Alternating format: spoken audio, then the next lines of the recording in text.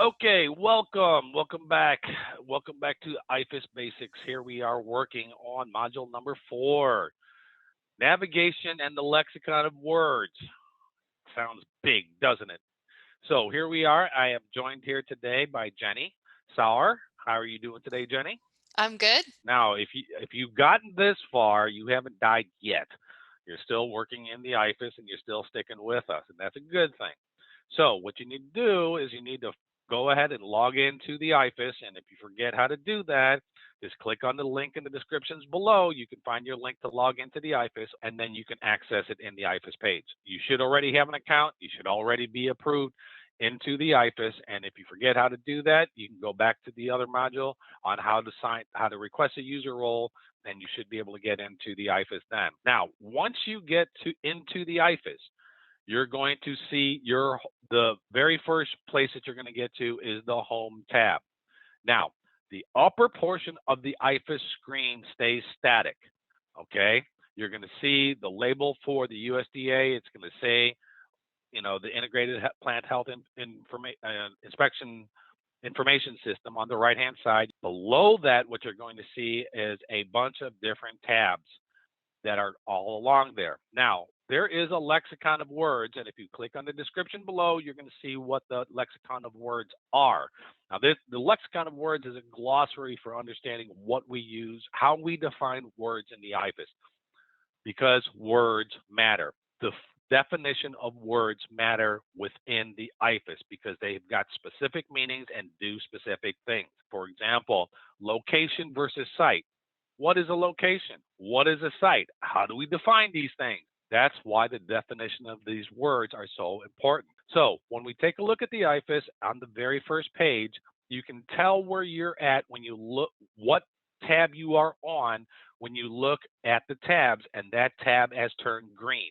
So right now, when you're looking at the screen, you'll see that it says the green tab is on the home. We are on the home tab. Now, if I go over and place my mouse over on the activities tab and I click on it, it will then also turn green. And now it totally changed, and now we can see everything on the activities tab. So now let's go back to the home tab. Go ahead and click on the home tab, and you'll see there, now we're back on the home tab. Now, as you move your mouse across the varying tabs, you're going to see the next section below that home tab. There is a bunch of submenus. Every time you are on a submenu, every time you put your mouse over a tab, it's going to change those submenus to something different. Click on the tab first before you select a lower submenu to go to. If you click on the tab first, it helps to fix those menus right where they're at. 90% of the questions that you have is found on the screen in front of you. Believe it or not, it's on there. You just have to ask the right question. So I do what they call creating a computer application sentence. So for example, I want to work on activities and surveys. So therefore, I will click on the activity tab and then click on the survey submenu, and it will take me to the appropriate window. So you have to be able to know the lexicon of words and then create your sentence so that you can find and navigate your way through the application. You will see these words throughout the application, and it'll make life a whole lot easier, okay? So navigating within the IPHIS. Now, again, 90% of your answers are answered on the screen in front of you. You just have to learn how to read the screen.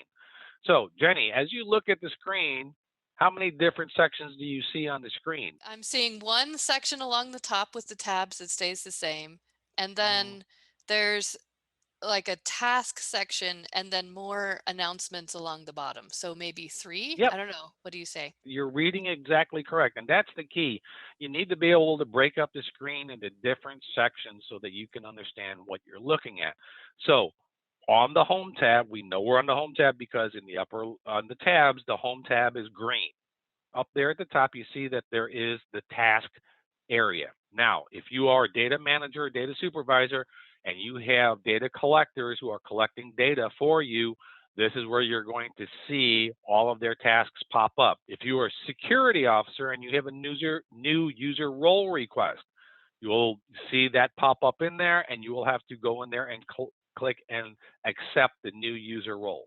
Okay? So that's what the tasking area does. And that's that upper section that you see in there. When we go take a look at the lower left-hand side, you're going to see that it says system announcements. If you click on the system announcement on the description, it will show you what they're doing in that particular system announcement. It shows you dates in there. And if you pay attention, it also gives you the time zone in which the announcement takes place. This is very important because there are 54 states and territories using the IPHIS, and the folks who do the work on the application itself are all located on the East Coast of the United States. Now, they do their best in order to do it when people are not in the system, but you folks out there in Guam and Hawaii, you're more than 5 time zones away from them. So even if they started at 8 p.m., you're still going to be at work by the time they start these updates. So it's very important to, when you get to the IPHIS and you get to this homepage, just don't bypass it. Take a hot second and look at the system announcements in the lower left-hand section of the home page. On the right-hand side, we have program announcements. The National Operation Manager, the Policy Manager should be going in here and updating this area as the programs are updated. There may be new fields that you may have to fill out or asking you to include a particular piece of information, or just giving you information as the CFR is concerned that there is a regulatory change within the program, and make sure that you include this information within the form that you have. So this is how we navigate around. Remember, 90% of the answers are found on the screen in front of you. You just have to know what question you want to ask using the Lexicon of Words.